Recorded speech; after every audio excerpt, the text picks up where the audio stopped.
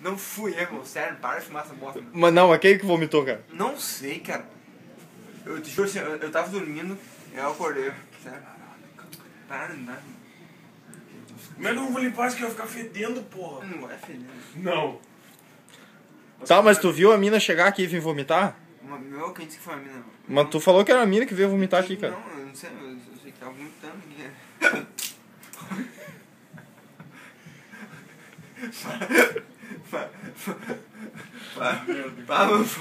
Eu tô bebendo. Eu tô me... Vai no banheiro, mano. Não vomita aqui. Eu vomitei, meu. Sério, de boa. Eu fui... Que merda. Que eu vi isso. Ô, chefe da delegação, me ajuda aqui, porra. Para de fumar, caralho. Eu não vou botar a mão nessa merda, no máximo os panos. Não, eu tomei banho. Eu acabei de sair do banho, cara. Vocês são loucos. Nós somos loucos, o chão tá vomitado, mano. Não tem ninguém aqui além de ti. Quem nós vamos acreditar?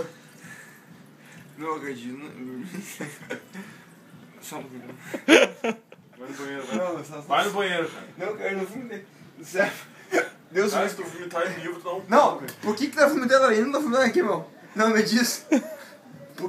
Vai no banheiro, cara, pelo amor de Deus. Por que tá vomitando ali? Não tá vomitando aqui. Não fui eu, meu.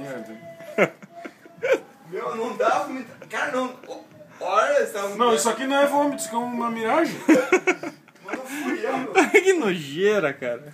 Tinha não, sério, meu. Eu vi... Ainda botou uma toalha assim. Cara, eu tô vendo tudo que tu jantou aqui no chão, cara.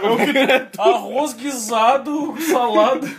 Cara, a gente jantou isso, cara. Como é que não foi tu, cara? Que merda.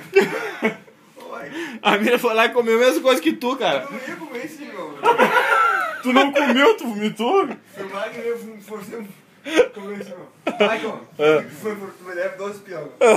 Não, sério, eu Tá, tu vomitou porque tu quis, cara. Tu podia ter deixado a barriga, cara. Sério, para, não, para.